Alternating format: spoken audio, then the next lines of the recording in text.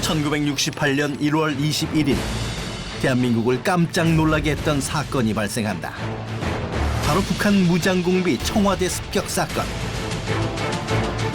31명의 무장공비 중 남한의 유일한 생존자. 우리 31명 임무는 박정희 로아지 때 임무. 한국군 군복을 입은 군인 31명이 자하문 초소에서 경찰관의 검문을 받게 된다. 멈추시오. 어디서 온 부대요? 당신들 뭐야? 종로경찰서요, 형사요. 신분증 좀 봅시다. 우리는 CIC 방첩대다. 훈련 끝내고 돌아가는 길이니까 비키시오. 실제 CIC 방첩대가 인근에 위치하고 있었기에 별 다른 일 없이 초소를 지나갈 수 있었는데 방첩대 이동 중. 이때 그들을 막아선 지프차 한 대. 집차에서 내리는 종로경찰서장 최규식이었다.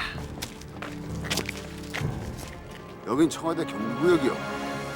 군부대 이동은 사전 허가 없인 불가능하오. 시영 방첩대라고 했잖아. 신분 확인하기 전엔 이것을 통과할 수 없다. 관문 설명을 대. 곧이어 벌어진 교전. 이들의 정체는 바로 청와대를 습격하기 위해 내려온 북한의 무장 공비들이었다.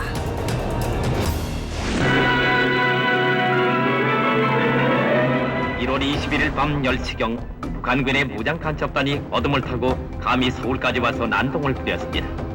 일당 31명. 최규식 종로경찰서장은 이들 살인마의 광란을 6탄으로 저지하고 장렬히 산화했습니다. 청와대 바로 뒤편이라고 할 수 있는 북악산까지 그 북한의 특수부대가 진입해오는 전대미문의 상황이 발생했다. 정부는 급히 군경 합동수색진을 조직해 무장공비 소탕작전에 나서고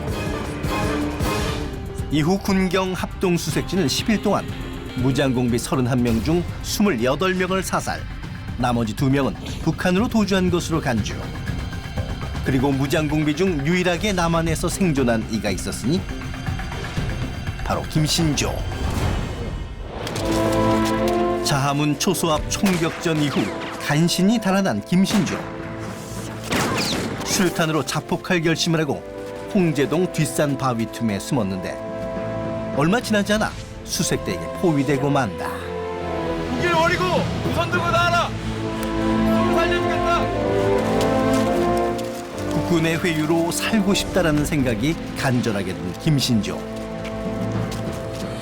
그리고 결국 그는 자수를 결심하는데 그때 김신조의 나이 27살. 그래도 그 순간에 나는 자포고 해야 되겠다 이랬는데 남은 살려준다는 그 말 한마디에 내 마음을 움직인 겁니다. 그게 움직이는 살고 싶다는 생애착이 있더라고. 살고 싶다는 생애착.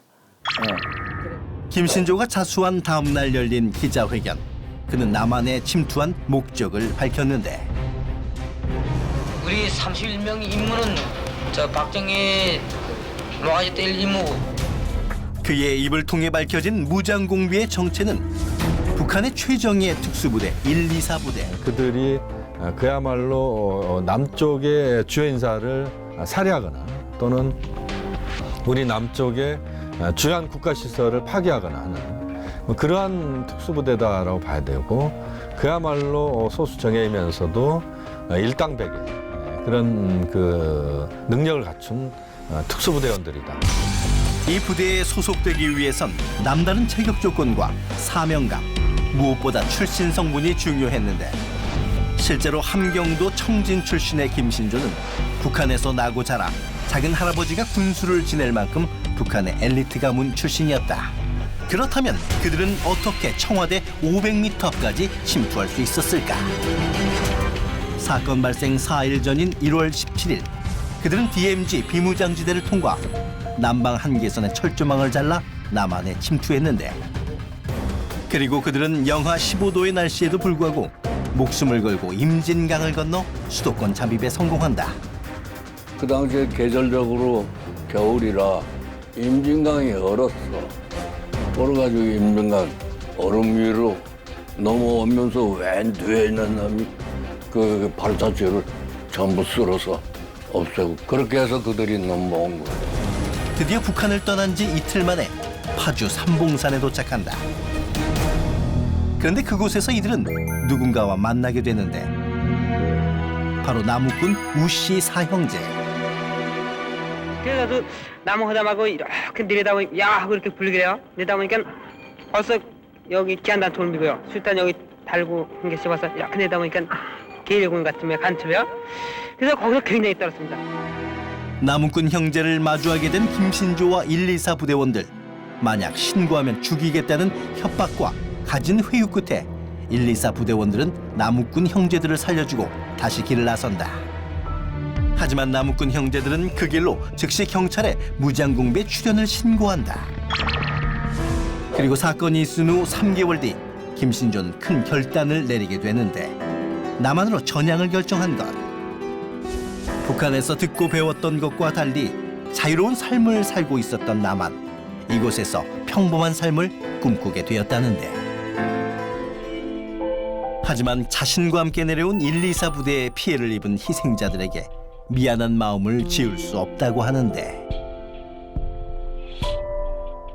그 사건은 원래 컸기 때문에 그 사건에 같이 난 동료들이 에서 돌아가신 분들 거기에 대한 내가 책임을 내가 져야 되거든요.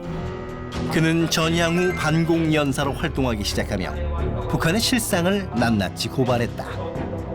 누구보다 공산주의의 폐해에 대해 잘 알고 있던 김신조. 그리고 이후 남한으로 내려온 무장공비들을 설득하는 역할에 앞장서기도 했는데. 그래서 한 3개월 만에 내가 완전 전향해가지고 나에게 목숨 주고 나에게 자유를 준 이 나라를 내가 은혜를 갚아야 되겠다. 그래서 그때부터 이제 본격적으로 대한민국 조국, 우리 국민의 나의 조국에 대해서 본격적인 일을 해온 거죠. 하지만 그의 남한으로 전향 선택이 쉬운 길만 아니었다. 북한에 두고 온 가족이 못내 마음에 걸렸던 것이다. 제가 장남이니까 어머님을 부모님을 모시고 제가 이제 잘해드려야 되는데 아마 저희 한경도 청주는 지금 경제 날씨가 춥고 쌀쌀합니다. 이 한국 서울은 지금 초갈 날씨입니다. 아주 따뜻합니다. 안녕히 계십시오.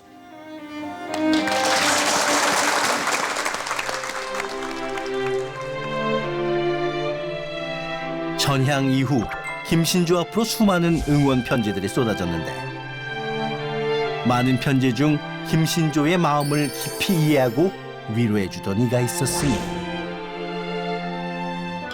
이후 편지의 주인공 아내와 결혼, 자신의 모든 것을 감싸주고 위로해주는 아내와 결혼 후 가족을 이뤄 그가 꿈꾸던 평범한 삶을 살게 된다. 그리고 현재는 목사로 신앙 활동을 하고 있다.